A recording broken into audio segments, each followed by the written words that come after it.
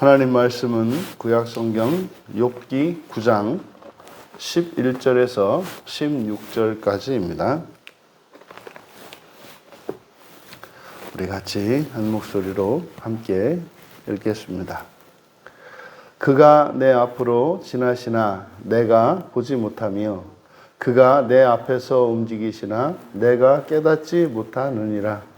하나님이 빼앗으시면 누가 막을 수 있으며 무엇을 하시나이까 하고 누가 물을 수 있으랴.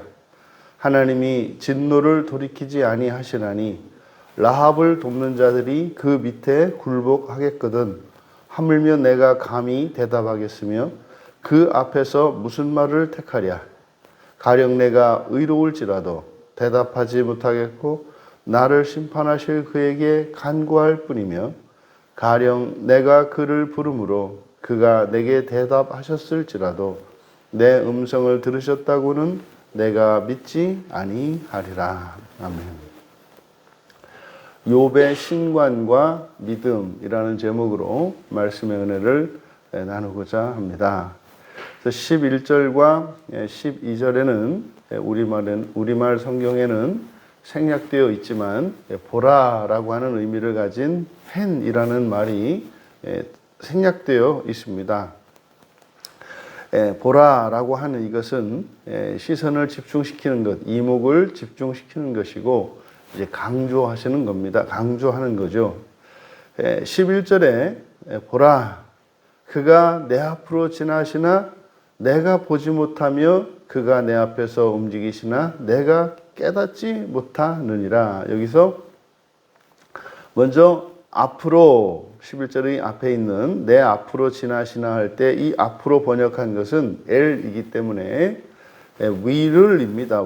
내 위로, 그가 내 위로 지나가시나 내가 보지 못하고, 그리고 이제 하반절에 내 앞에서 움직이시나 내 앞에서 움직이시나, 여기서 이제 앞에서 움직이시나 여기를 밑줄을 쳐 놓으시고, 여기서 앞에서라고 하는 말은 없고 앞에서 움직이신다라고 번역한 이 단어가 할라프라고 하는 말인데, 이 할라프는 관통한다라는 뜻입니다. 관통한다.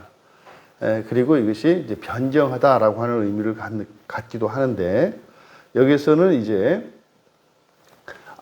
바로 앞에서 내 위로 지나가시나 내가 보지 못하고, 그러니까 이제 위라고 이야기하는 것은 보지 않을 수 없는, 우리의 눈이 위에 달려 있지 않습니까? 바로 그런 의미이고, 또 하반절에서 앞에서 움직인다고 번역한 이 말은 관통한다라는 뜻입니다. 그가 나를 관통한다 할지라도, 나를 관통해도 깨닫지 못한다. 그럴 수 없는 거죠. 내 위로 지나가면 눈으로 볼 것이고요. 내 몸을 관통해서 지나갔는데 어떻게 깨달을지 못하겠습니까? 근데 지금 욥이 하나님에 대해서 이야기를 하는 거죠. 바로 앞에서 하나님은 불가해한 존재로, 하나님을 이해할 수 없는 존재로 이 욥이 고백을 했지 않습니까? 근데 여기에서는 이제 자신과는 아무 상관이 없는, 자신과는 아무리 상관이 없는, 그러니까 사실상 이것은 도대체 하나님을 인식할 수 없다는 거죠. 하나님이 눈앞에 있어도 그게 하나님인 줄 내가 알 수 없다라고 하는 것은 지금 하나님에 대한 욥의 마음이 어떠한 것인가 하는 것을 나타내고 있습니다. 이어 12절에 다시 한번 보라, 하나님이 빼앗으시면 누가 막을 수 있겠느냐. 여기서 빼앗다라고 번역한 말은 이제 무슨 강도들이, 또는 뭐 힘센 사람, 강도들이 물건을 빼앗는, 뭐 이렇게 이제 오해할 수도 있는데, 뭐 그런 의미를 가질 수도 있겠습니다만, 여기서 이렇게 번역한 이 말은 하타프라는 말인데, 하타프는 잡아챈다는 말이에요. 그러니까 이것은 뭐 이렇게 범죄자들만 그런 것이 아니라 서로 뭐 친구 사이에도 장난을 하면서 물건을 뺏고 뭐 이런 거 있을 수 있지 않겠습니까? 이제 그런 의미죠. 그러니까 이것은 이렇게 막 무슨 강도짓을 하는 이런 개념이기보다는 이제 힘이 센 사람이 힘이 약한 사람의 물건을 이제 가로채는 것을 말하는 거죠. 그래서 그가 잡아채면 누가 막을 수 있겠느냐. 여기서 막을 수 있다라고 번역한 말이 슈브입니다. 슈브는 구약 성경에 회개하다이죠. 회개. 그러니까 이 회개, 이것은 돌이키는 겁니다. 되돌려 놓는 겁니다. 누가 막을 수 있겠는가? 그러니까 누가 되찾을 수 있겠으며. 이거죠. 힘이, 그러니까 하나님이 너무나 강한 분이시기 때문에 만약에 하나님이 그것을 가져가신다면 어떻게 내가 그것을, 그러니까 그 누가 되찾아올 수 있겠는가? 그리고 무엇을 하십니까? 라고 누가 물을 수 있겠느냐? 그러니까 지금 11절과 12절에서는 욥의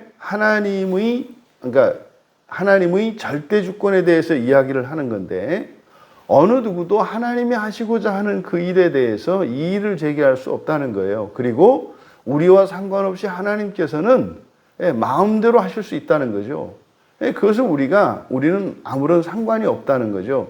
이것은 하나님의 절대 주권에 대해서 욥이 오해하고 있다는 것을 여실히 보여주는 말입니다. 하나님은요, 사람에 대해서 절대 주권을 가지고 있죠. 그렇죠? 하지만 말입니다. 성경의 계시에 따르면 하나님은 인격적이시고요, 언약적이십니다. 우리가 정말 욥이 지금 고백하는 것과 같이 하나님을 우리가 알아차릴 수 없고 또 하나님의 뜻을 우리가 바꿀 수도 없는, 그것은 사실은 하나님의 절대적인 은혜의 영역이죠. 하나님의 절대적인 은혜의 영역이기 때문에 그것은 우리가 알아채지 못하고 되돌릴 수 없다 하더라도 못 깨닫는 것이 아니라 우리가 그것에 대해서 감사할 수밖에 없는 영역인 거죠. 그래서 욥은 지금 하나님이 절대 주권을 가지신 분이기 때문에 사실은 우리가 그 하나님께 아무런 영향을 미칠 수도 없을 뿐더러 또한 우리가 어떻게 하나님의 뜻을 바꿀 수도 없다라는 신관을 가지고 있음을 나타내는 거죠. 가끔 우리가 믿음을 잃어버리고 이렇게 불신의 상태에 들어가게 되면 이렇게 됩니다. 그러니까 나와는 상관이 없이 하나님이 마음대로 모든 일을 하시는 것 같은 이런 상태가 되어 있는 거죠. 지금 욥이. 이어서 13절에서 여전히 이제 하나님에 대한 오해를 드러내는데, 하나님이 진노를 돌이키지 아니하신다 해서 라합을 돕는 자들도 그 밑에 굴복하는데 하겠거든. 하물며 내가 감히 대답하겠으며 그 앞에서 무슨 말을 택하랴. 지금 이제 하나님과 라합을 비교하는데, 이 라합이라고 하는 것은 하나님이 창조한 아주 가장 힘센 어떤 동물. 그래서 이게 이제 용으로 우리가 이해하기도 하고 또 공룡으로도 이해하는 그런 동물인데, 그런 라합을 돕는 자들도 그 밑에, 다시 말해서 라합에게도 사람들이 어찌할 수 없는데 그 라합을 창조하신 그 하나님이 진노하셨을 때 무슨 수로 그를 돌이킬 수 있겠는가. 그러니까 지금 철저하게 욥은 인간의 무기력함, 자신의 무기력함을 여기서 드러내고 있습니다. 우리 운명이라는 것이 하나님 뜻 안에서 하나님이 어떻게 하신 듯 우리는 어쩔 수 없는 거야. 이 지금 무기력감이 느껴지십니까? 근데 여기서 욥의 신관을, 중요한 신관을 우리에게 알려주는 것이, 그래서 하나님으로 번역한 이 말인데, 이 하나님은 엘로아흐입니다. 엘로아흐. 그러니까 주로 욥기에서 하나님에 대한 성호로 사용되는 게 엘이거든요. 단수형 엘. 근데 일반적으로 우리들이 하나님이라고 이야기할 때 그 하나님은 엘로힘입니다. 복수형이죠. 엘로힘. 그런데 주로 욥기에서는 단수형으로 엘의 그 전능성을 나타내는 엘이 사용되는데, 지금 여기 13절에서는 9장 13절에서는 엘로아흐라는 말이 엘로아흐라는 성호가 사용되고 있어요. 그런데 이 엘로아흐라고 하는 말은 전체 성경에서 대략 60회 정도 사용되는데 그 중에 40번이 욥기에 사용됩니다. 그럼 여기서 지금 욥이 가지고 있는 그 신관을 알 수 있는 말인데 이 엘로아흐라고 하는 게 뭐냐? 이것은 이제 엘의 연장형인데요. 그래서 민족 또는 나라의 신이라는 의미로 성경에 쓰이고 있음을 우리가 알 수 있어요. 그 사용된 용례들을 살펴보면 이제 욥기 이외에 이제 신명기와 그리고 역대하 시편에 사용된 그리고 선지서인 하박국에 사용된 그 용례들을 찾아보면 이 엘로아흐라고 하는 이 말이 우리말 성경으로는 하나님 또는 신으로 번역되어 있는데 무슨 의미인지 알 수 있습니다. 신명기 32장에 15절과 17절에 이 말이 사용이 되는데 신명기 32장 15절은 이렇게 됩니다. 여수run이 기름짐에 발로 찼도다. 내가 살찌고 비대하고 윤택하며 자기를 지으신 하나님을 버리고 자기를 구원하신 반석을 없인 여겼도다.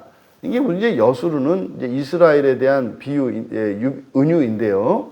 그런 거죠. 이제 먹고 살만하니까 하나님을 버렸다는 거예요. 이때 자기를 지으신 하나님 할 때 여기에 사용된 하나님이 엘로아흐입니다. 엘로아흐. 그리고 신명기 32장 17절에 또 이 말이 사용이 되는데 그들은 하나님께 제사하지 아니하고 이때 하나님이 엘로아흐예요. 하나님께 제사하지 아니하고 귀신들에게 하였으니 곧 그들이 알지 못하던 신들, 여기 이제 엘로힘이에요. 그러니까 일반적으로 하나님으로 번역되어 있는 엘로힘을 여기서는 신들이라고 번역했어요. 그러니까 그들이 알지 못하던 신들, 근래에 들어온 새로운 신들, 너희의 조상이 두려워하지 아니하던 것들이로다. 그러니까 여기서 이스라엘 백성들이 하나님께 제사하지 않은 것을 얘기하는데 그때 엘로아흐라고 했단 말이에요. 그러면 이제 또 한 가지 더 역대하 32장 15절에 보면 그런즉 이와 같이 너희는 히스기야에게 속지 마라 꾀임을 받지 마라 그를 믿지도 말라 어떤 백성이나 어떤 나라의 신도 능히 자기 백성을 내 손에서 건져내지 못했다. 이때 어떤 나라의 신 할 때 여기에도 엘로아흐라고 사용되고 있어요. 그러니까 어느 민족의 신 또는 어느 나라의 신을 의미하는 말이 엘로아흐라고 하는 것을 알 수 있어요. 그러니까 이 엘로아흐라고 하는 말은 자기 민족의 신을 자기들이 그 민족이 부르는 말이에요. 그러니까 어느 민족의 신, 어느 나라의 신을 의미하는 것이 엘로아흐다. 그래서 시편 18편 31절에서도 이스라엘의 엘로아흐가 누구예요? 이스라엘의 엘로아흐는 여호와 하나님이시죠. 여호와 하나님. 그러니까 성호 가운데 하나님의 능력과 존재를 나타내는 이름 중에 여러 이름 중에 여호와라고 하는 것은 언약의 하나님이신 것을 나타내고 그러니까 하나님의 모든 이름을 구약에 등장하는 하나님의 모든 이름을 대표하는 이름이 여호와입니다. 이 여호와라고 하는 이름의 의미는 바로 언약의 신실하신 하나님, 언약의 하나님을 나타내요. 그러니까 이스라엘의 하나님은 여호와 하나님인데 그러면 여호와 하나님은 이스라엘의 엘로아흐다. 이해되시죠? 그러면 이방의 엘로아흐 이렇게 할 수 있는 거죠. 이어서 하나 더 살펴보면 시편 114편 7절에 하나님을 이 엘로아흐가 야곱의 하나님 할 때 여기도 엘로아흐예요. 그러니까 이스라엘의 하나님을 나타내는 것인데 이건 꼭 이스라엘만이 아니라 어느 나라 어느 민족의 신을 지칭할 때 엘로아흐라고 한다.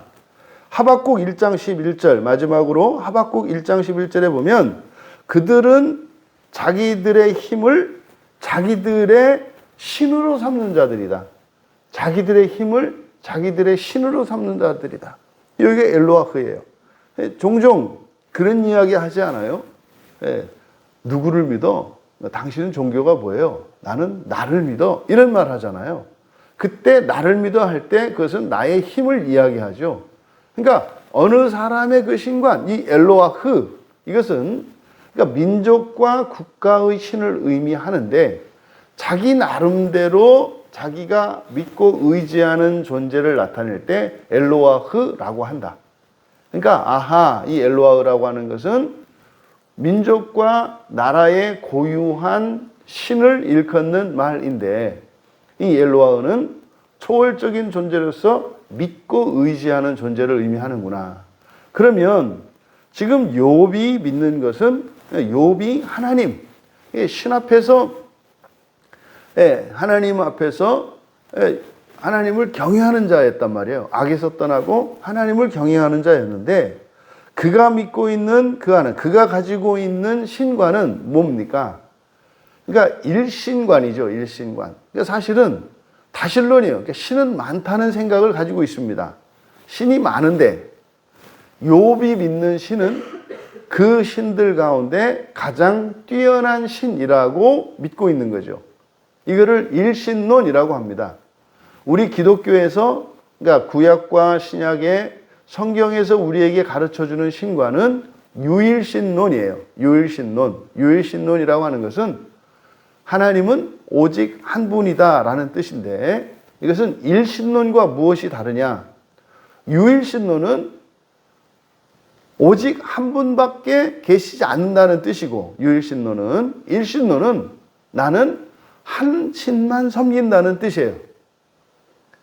그러니까 이게 유일신과 일신의 차이는 일신론은 많은 신들은 많지만 그 중에 나는 한 신만 섬긴다는 뜻이고 유일신론은 신은 오직 한 분이다라는 것이 유일신입니다. 그러니까 욥이 가지고 있는 신과는 일신론 사상이라는 것을 알 수 있어요. 왜요? 이 엘로아흐라고 하는 이것은 각 민족마다 각 나라마다 신이 있다는 것을 다른 신이 존재한다는 것을 인정하기 때문이다. 이어서 14절에서 16절까지 15절부터 이제 16절 가령 내가 의로울지라도 대답하지 못했고 나를 심판하실 그에게 간구할 뿐이며 그러니까요 나의 의로움과 그의 심판은 전혀 상관이 없어요. 내가 의롭다 할지라도 왜요? 절대 주권을 가지고 있기 때문에 그 하나님이 마음대로 할 수 있다는 뜻이거든요. 그래서 내가 아무리 의롭다고 할지라도 의로움을 가지고 하나님 앞에서 당당할 수 있는 게 아니라 알 수 없다는 거예요. 왜요? 약한 존재니까.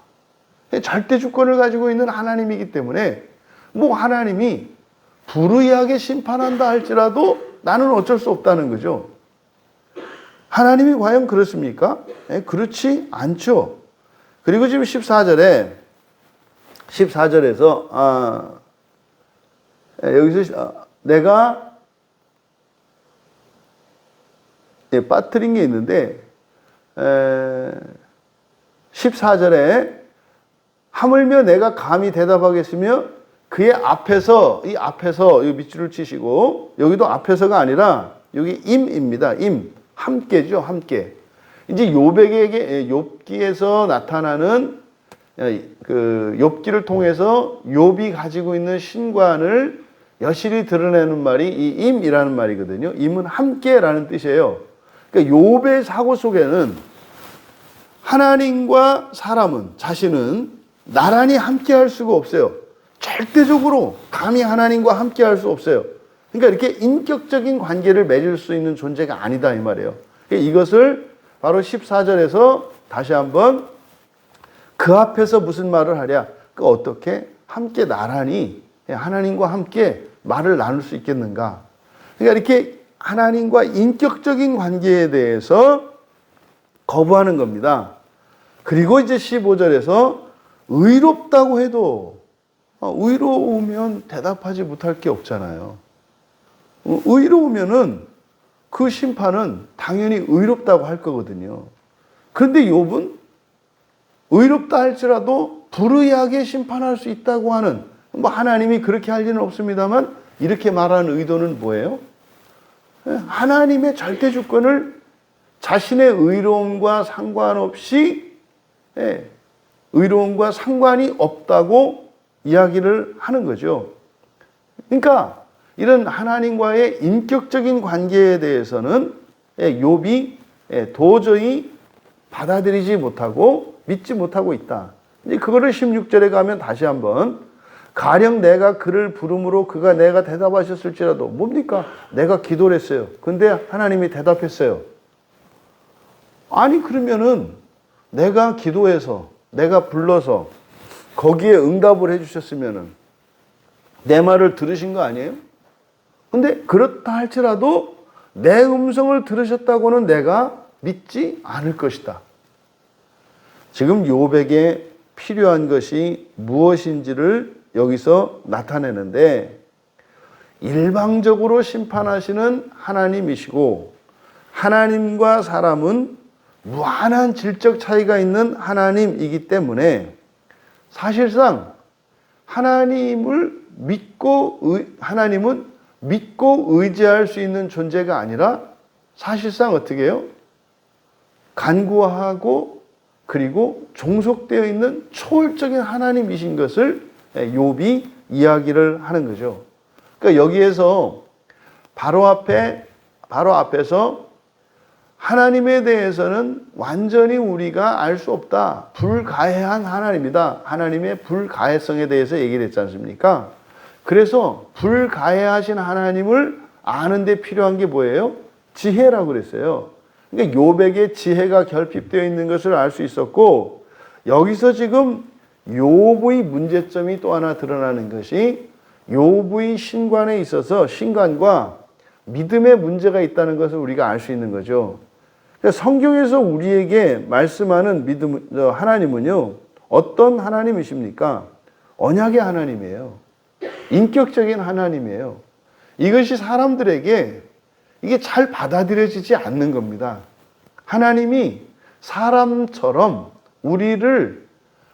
하나님이 우리를 하나님처럼 대하시고, 또 하나님이 우리와 같이 사람이 되셔서 우리와 인격적인 관계를 맺기를 원하시는 하나님이라는 것이 잘 와닿지가 않아요. 그래서요, 필요가 있거나 내 힘으로 어찌할 수 없는 그런 것들만 하나님께 구해서 얻어내고, 그런 필요가 없으면 하나님과 나는 좀 어느 정도 거리를 두고 살아가는 것이 좋다라는 생각을 갖는 거, 이게 지금 욥의 생각이에요. 근데 말입니다, 하나님이 이적적인 권능으로 우리에게 어떤 은혜를 베풀어 주시고 도움을 주시는 목적은 하나님의 존재의 위대하심을 드러내고자 함이 아니라 우리 곁에 있고자 함이에요.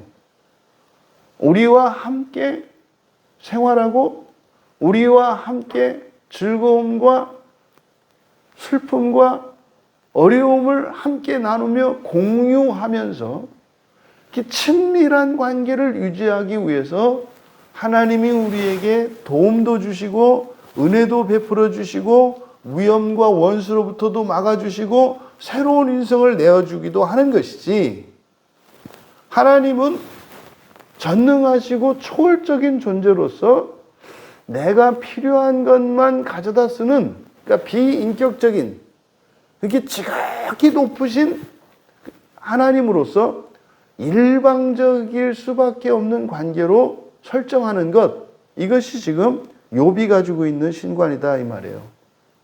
그러니까 그에게 없는 믿음은 뭡니까? 굉장히 유실론적인 사람이라니까요. 욥은요, 자기가 믿는 그 하나님을 경외하고 말입니다. 그 하나님 앞에서 온전하고 말입니다. 악에서 떠난 사람이라니까요. 하지만 욥이 가지고 있는 한계가 뭐예요? 하나님과 함께 한다는 생각은 못해요. 근데 오늘날 그리스도인은요, 욥과 정반대라고 볼 수 있어요. 너무 하나님과 함께 해요. 너무 하나님과 함께 하니까 하나님을 만만히 보고 하나님에 대한 기대도 없어요. 그러니까 뭐 하나님 사용 설명서를 알을까요? 그러니까 하나님 사용법을 몰라요. 하나님은 기꺼이 우리에게 모든 도움을 주시기를 원하시고 우리를 의롭게 하시며 선한 길로 인도하기를 원하시거든요. 그런데요, 우리는 그 하나님을 의지하지 않아요. 지금 욥은 너무 지나치게 하나님을 높이기만 해서 함께 하시기를 기뻐하시는 그 언약의 하나님의 참뜻을 알지 못했다면 오늘날을 살아가는 우리들은 하나님의 전능하심과 전지하심을 부인하고 또 욥과 공통점이라면 뭐 함께 하기를 원하지 않는 것이라고나 할까요? 여러분, 하나님은 언약의 하나님이십니다. 언약의 하나님이십니다. 무슨 말이냐면 전능하신 하나님이시고 초월하신 하나님이시고 우리가 완전히 다 알 수 없는 오직 계시를 통해서만 알 수 있는 그러한 신묘막측한 하나님이십니다만 스스로를 제한하셨다는 얘기예요. 언약의 하나님이라고 하는 것은. 쉽게 얘기해서 우리가요, 하나님의 말씀인 성경을 읽고요, 하나님을 예배하고요, 부족하나마 하나님의 말씀대로 살고자 분투한다면 내가 그렇게 살지는 못해도 하나님의 모든 말씀이 진리인 것을 믿고 그 진리를 따라 살고자 한다면 하나님은요, 언약에 매이세요. 그러면 우리가 어려움에 처했을 때 우리가 예수의 이름으로 하나님을 구하면, 하나님의 이름을 부르면 하나님은 대답하지 않으실 수 없다는 거예요. 인터넷이 또 끊겼습니다. 여러분, 우리가 이 하나님의 인격적인 하나님이시고 언약의 하나님이시라고 하는 이것을 우리가 잘 기억해야 합니다. 이것은 그 어떤 종교에서도 그 어떤 하나님에게서도 알 수 없는 그러한 오직 성경에 기록되어 있는 오직 한 분이신 그 전능하신 창조주 하나님만이 그러한 분이시라는 것을 기억하셔야 합니다. 여러분, 우리는 과연 하루하루를 살아갈 때 하나님과 어떠한 관계 속에서 살아가고 있습니까? 일방적인 약자로서, 일방적인 결핍 속에 있는 자로서 하나님께 무엇을 구하기만 하는 그러한 존재로 또 하나님을 그런 분으로 인식하고 있는 것은 아닌지, 성경을 통해서 우리에게 계시하신 참된 하나님의 지식으로 이 세상을 살아가는 동안도 늘 하나님과 동행하며 하나님을 날마다 더욱 사랑할 수 있는 우리 모두 되시기를 주님의 이름으로 축원합니다. 존귀하신 하나님, 욥이 가지고 있었던 한계들을 성경을 통해 저희들이 발견하게 됩니다. 저희들의 하나님을 아는 지식에 여러 가지 결함이 있고 여러 가지 부족한 것을 믿습니다. 날마다 하나님을 아는 바른 지식에서 자라가게 하여 주시고 성경을 통해 계시하신 하나님의 모든 뜻을 밝히 깨달아 알게 하여 주셔서 하나님을 제한하거나 하나님을 오해함으로 저희들의 인생이 어려워지거나 또한 저희들의 인생이 헛된 길을 가지 않도록 은혜를 내려 주시옵소서. 감사하며 예수님의 이름으로 기도하옵나이다.